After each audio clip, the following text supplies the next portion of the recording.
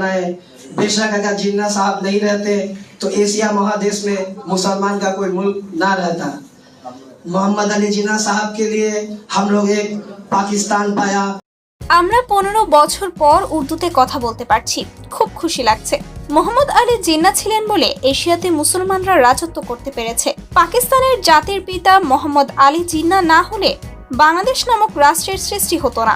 এবার ঢাকায় বাঙালিরা উর্দুতে ভাষণ দিয়ে পাকিস্তানের মোহাম্মদ আলী জিন্নাহর মৃত্যুবার্ষিকী পালন করলো, যা নিয়ে চলছে সমালোচনার ঝড়।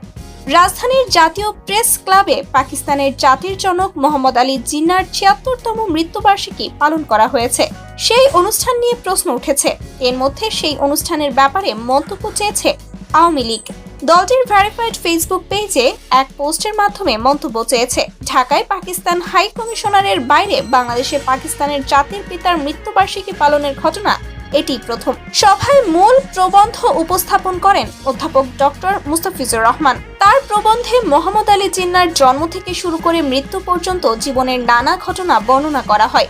অনুষ্ঠানে জাফরুল হক জাফর জিন্নাহকে নিয়ে একটি উর্দু কবিতা পাঠ করেন।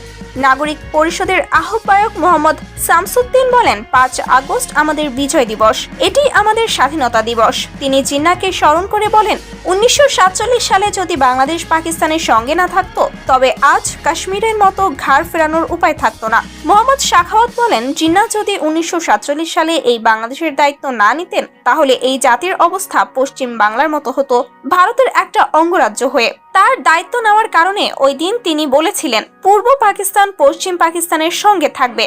আমাদের এখন বন্ধুত্বের পরিমাপ করতে হবে।